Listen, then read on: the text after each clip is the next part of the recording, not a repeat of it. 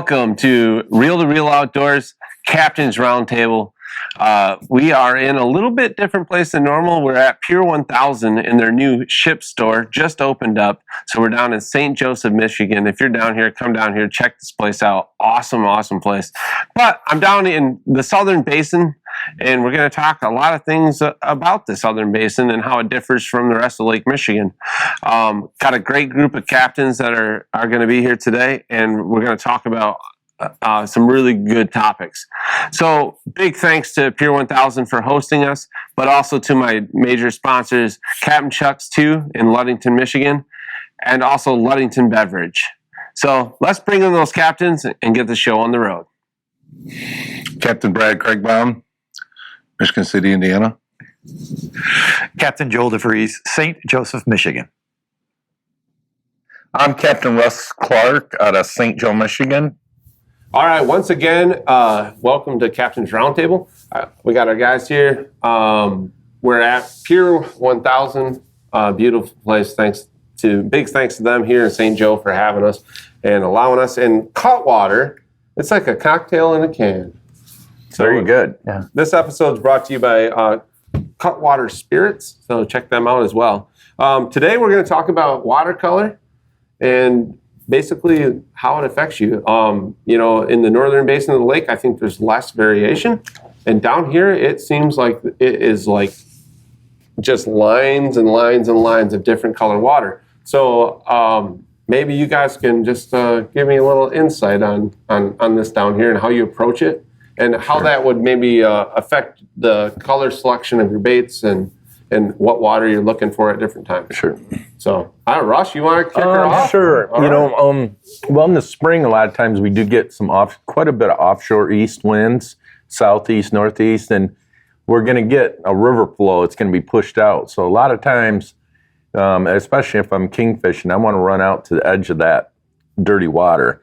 And I've always felt that I was watching this with tournament guys too, but I catch a lot bigger kings if I'm somewhere near around that dirty river water. Mm-hmm. Sometimes you can get more, maybe a little faster, further north in that little bit cleaner water. But if you're in that dirt, that's where those big guys like to hang. And that's our structure, water count. Lake Michigan's water temperature, water color, and bait. That's the structure we got. And so I'm constantly looking for any kind of change, and so are the fish because they like variances, in the water temperature and color. Mm-hmm. Yeah. So what Russ was talking about is when we look at the river plume, if you want to call it that, it seems like in certain days that plume is very, very specifically where the contrast is. It cuts off real short, But there's also days when it seems like that plume just rolls and rolls and rolls. So the dissipation of the color is not as dramatic. Right. And so what Russ was talking about catching those fish, well, you could see that plume out here in 85 foot water out to the edge of that plume. And that's really where you want to be to get those bigger kings that he's referring to. Because that river water can be really chocolate brown too. And when you get in that real chocolate brown water, it definitely changes the game, slows the bite down, I think, and everything else. So, but we do have, you refer to Adam, multi-layers. We get that sandy water. Brad was talking about that. We get that sandy water where we get a big blow. It's a silted water. I don't personally like to fish in it. I like to get away from that water. And it seems as that water lays down, you get maybe pockets where there was river water in the lake. It blew. It got caught in a corner. Or which may be done by the Cook Plan or done by the Warren Dunes, and you get that water that's pocketed up in there and trapped. Well, that's a good place to go after that's been there for a couple of days. Bait seems to hang around that, and fish find the bait, right? But then we also get the layers that moves in. So you get that river water, then we get like a brown-green water here. Yeah, that's maybe some river water mixed in with it. I'm not really sure, but we personally really like fishing in that water. Mm-hmm. And then you get a green, and then you get that blue water or that triple blue water, double blue water you talk to here. But our watercolor, it sure seems like it current affects it, wind affects it. Oh, yeah. And so you might fish that water yesterday and tomorrow it's gone. Yeah. And then the temperature may go with it as well. Early in the year, our temperature a lot of times is top to bottom. You don't get a lot of variances, but then when we get in as April moves along, well, now we might get some temperature breaks towards the end of the month in the different colors. Then, early May, St. Joe time of year, the tournament time, the Shoes Challenge, we get sometimes 2, 3, 4 degree breaks. on that different color water as you move offshore, and that usually becomes a pot of gold place to fish too. So Right. Well, it's same with down in Michigan City. We'll start off, but like we start getting into mid-April, and we start getting a few blows, and it'll be sandy, like you were saying. It ain't a muddy river plume coming out of Trail Creek. It's the whole entire shoreline is sandy water, and it's like you said, nobody likes to fish in it because you just feel like they're not seeing your baits. It's not that good looking green, or it's not a mixture. It's not, if you can get them on, you get a good rain or something, and you can fish them outside the plume of the harbor mouth. That's always great. But when you're fishing down the shoreline, and it's just that sandy, ugly green, or sandy brown looking at rather, and it's just like you want to get outside of that always. Just get outside of it because they're not in there. If you can get close to the edge, but sometimes that just filters out. There's not really a break there. yeah, right. Like you were saying, there could be a couple different. A few years ago, like the first day of the Del Cojo Classic, it was great. Between there was boats all up and down the shoreline, and I remember day one there was nobody around me. I think Innuendo or somebody was around me, and we're doing good. And then day two there was like 40 boats around us, and the water was completely different. Yeah. And it was that ugly brown, and it was like, oh, they're not here, so you got to completely change gears. So, as far as changing bait colors, I think it's more so just finding the right water clarity, and then if they're still not working, it's change your speed or change your angle. But And I think sometimes too, when you got that real distinct break one day, it's when you had some west winds, that cold water's pushing up against warm water. And boy, is that great line. And then you have a change of wind, and then that it just disperses. There's no direct, that cold water and warm water aren't fighting against each other. Where's that, boom, this is where I want to be. Yeah. In the east wind, it might just be kind of a slow process, no distinction. Well, I guess I'd add to that when you, things start slowing down, and you want to run offshore, and maybe them fish are just starting to leave. As far as us, from Michigan City, maybe off of here they can get to deeper water a little bit faster than we can. But there's times that it's just like, all right, well, I'm gonna run 15, 18 miles, and I'm gonna set down in 180 to 220. Where it's for me, it's 10 miles is 100, 20 miles is 200, roughly. That's just the way you gotta look at it. Whereas it's like for you guys up there, it's like you can be at 200 right now, and it's like you got it made. But there's times we'll run offshore, and it's like, the water looks okay, it looks okay, and you're kind of just waiting to find that right water, especially when the fly hatches, when the bugs are just starting to show up. And if it's dead flat, there's times I'll just run until I start seeing swirls. And then I'm like, when I see 40 degree water, I'm shutting down. Yeah. And that's where the steelhead are at. I mean, I see my first swirl, it's like I'm sitting down because I'm going to overrun them. Sometimes I'll turn around and run back a mile, set up, and then go. Because you'll notice a lot of times it's right when you're coming out of that dirty water, which you didn't even realize, but it's kind of that blue, but it's not that deep crystal blue, and you're looking, and it looks all right, but you're looking and the water's still, and then all of a sudden you hit that 44 degree water, and you look and the water's crystal blue, and you'll see them, if it's flat, you'll see them swirling, and then you think, I should have sat where I was I thinking. should have sat down 2 miles ago. So do you guys find down here that up where we are, it seems that there's a temperature change always on a color change? It almost always seems that there's a difference. Is it? But here, I mean, I'm trying to understand down here. Like, is it a lot of times the temp is the same, but you just have different mixes? I'd say in the spring we always have that temperature change, but as the summer progresses, we lose that deep water fishery, eventually, and it just, then you got to come back in on, that 80, 90, 100 and kind of fish kind of where the depths start to change, and that's where your bait is and stuff. Yeah, the interesting thing about us is if you get the water where you may get the pockets, you can get a temperature change where it'll go warmer, colder, warmer, but that water will be trapped inside there. And Russ had a spot last year he was fishing where he had water trapped down south in the corner. It only worked a couple days. But you do run into that there. But one of the things that we like running is this is a Stinger Hud, it's a gold tone spoon, and this is a when you look at, late April, early May, and you got that water transition going on. We love running this through that water when you're transitioning the colors and the temperatures. So it's producing spoon for both kings and cohos. Smaller spoon, kind of like Russ was talking about, with those streaks, but it's been a good spoon for us. So let me just set up a scenario for you, like early spring, and you're gonna have to fish. The warmer water is dirty. Like how are you gonna change your baits to accommodate that dirtier water? Like you're going to fish the dirtier water. Like what's your change that you make? I would fish goldish colors. Mm-hmm. If that's where I feel like I'm definitely going to be there.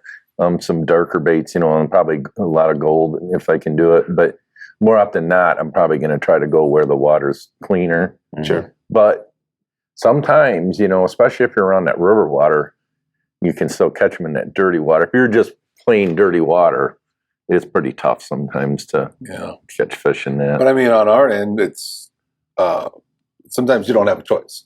I mean, you have to fish. Right. If I was out fishing yesterday and we were catching coho and we're getting now the kings are showing up, you're obviously wanting to fish where the kings are.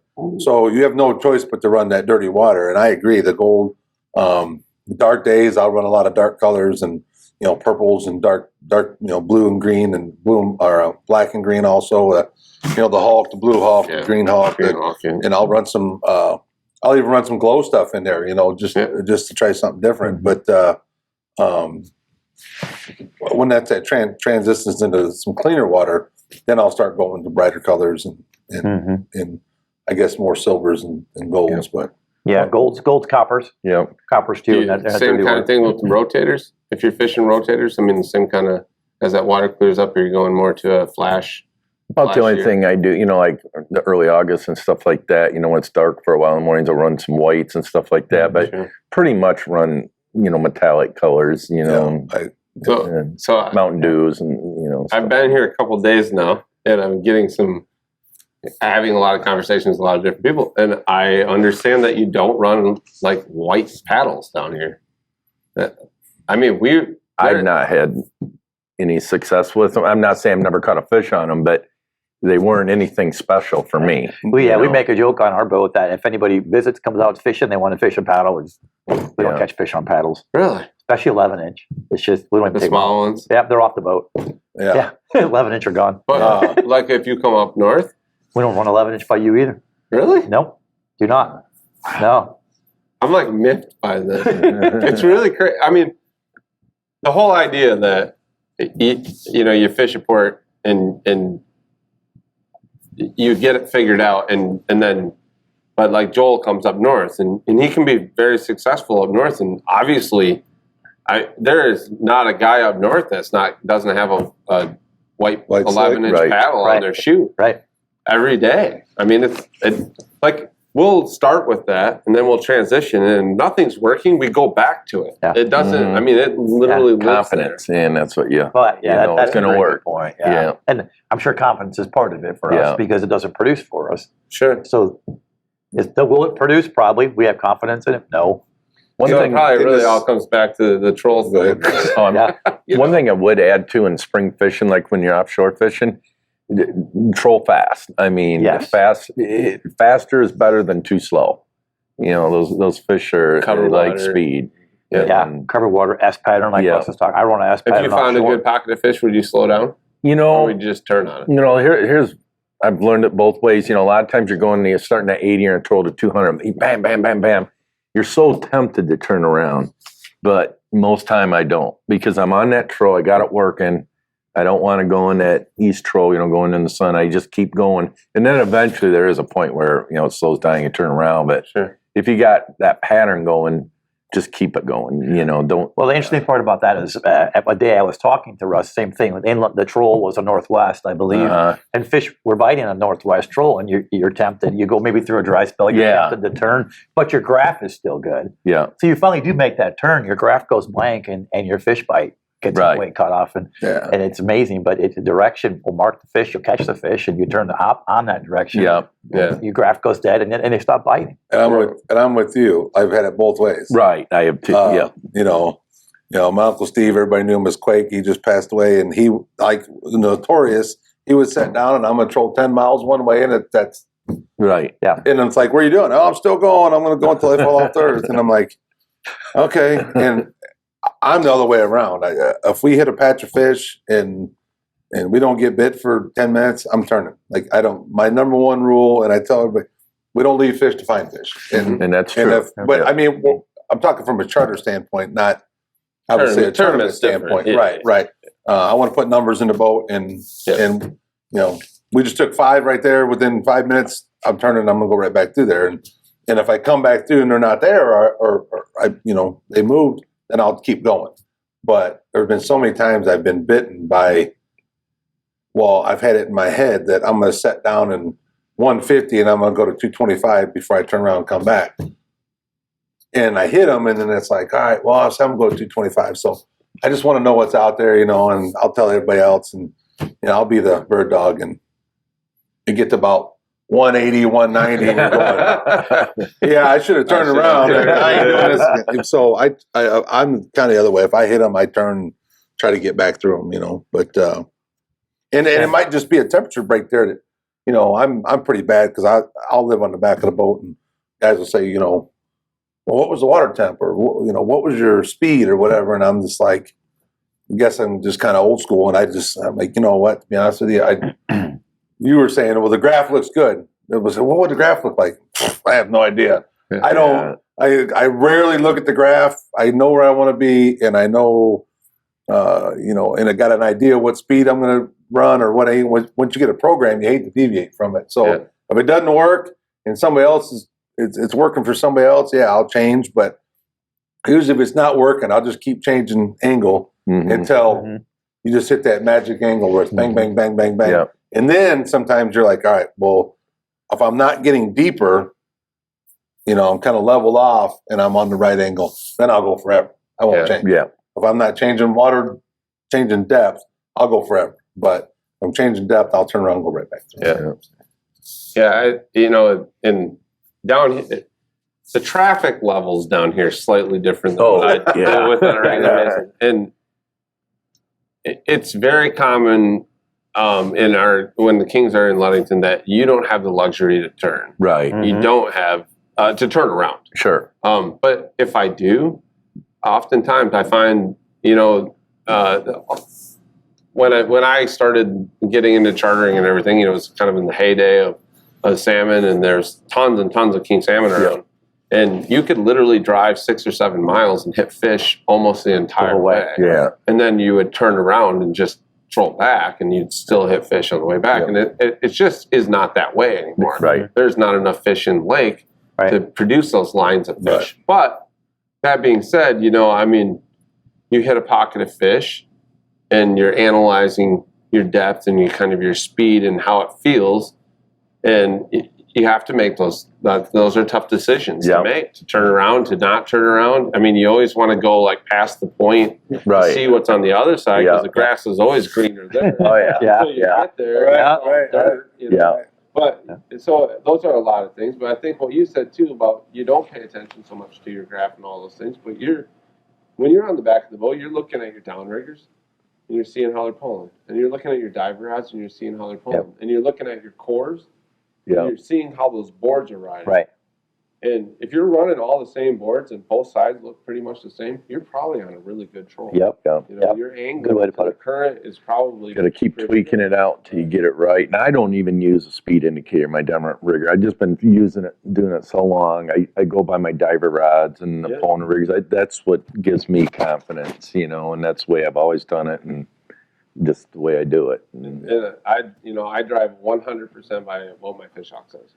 If my fish hawk says I'm slow, I speed up. And if it says I'm fast, I slow down. That's amazing. We don't even use our fish hawk. I know. It's crazy. I'm 100% by the diver rods. So am I. Richard, you know, Finn Power up in Ludington, and he just watches his divers. Right. Kind of tells you what the currents are doing below, you know, but I mean, there is sometimes that fish hawk will, you know, you'll find some cold water, and there's a reason you had those bites in that little area, you know. So I mean, we have a massive amount of current, and it's always a ton. And when you get past the point, it usually switches directions. So I think the fish off for me, I can make quick adjustments to get right back to the speed that was working with the program I had in the water. Right. And so it's important to me, but I've always fished with a pro. I've never not had to. But I like to listen to the whistle in my diver or my riggers. You know when you start to hear that little bit of whine and whistle, you know you got a good speed. Yeah. When that shoot rigger is going to tell you more than anything. Yeah. Right. Whether it's pulling or one way, and you could be what you think is on the right troll, and then you're looking at it and we're kind of crabbing a little bit. And you're like, got to get her straight. We caught a couple fish. I don't want to change it, and then all of a sudden you can't take it anymore because you can't stand to look at it. So you turn it just a little bit, and then bang, bang, bang. Yeah. So, and it can be 1-2 degrees. But and I'm the same way. I grew up never having it, never had it, and didn't need it. And when they came out, it didn't. I would bark. I would bark too. But the filming. But on the other hand, we would do a lot of transition into more lake trout fishing, and then I'll start using it more and more lake trout fishing. I do. Mm-hmm. Well, I hope that you picked up some things about colors and kind of watching that water and watching the color of the water and how it's changing and how those changes. Oftentimes, that if you're hitting fish in that greenish water and you stop hitting fish and the water isn't greenish anymore, you kind of want to find greenish water again, or vice versa, whatever it is. So that's a good thing to look to, and hopefully some brighter, a little bit brighter colors, a little bit more standoff against the dirtier water when you're fishing it. Mm-hmm. Yeah, and a little more chrome and clean when you get out into that clean stuff. So for sure. Yeah. So once again, thanks. Well, Pier 1000, thanks for having us. Great place to call home for a couple days and Cutwater. Thanks for putting us on. Captain Chuck's always a great sponsor of mine as well. So hope this helps you out, gets you out there catching a few more fish, get a couple more tugs, and we can't wait to see you again next week.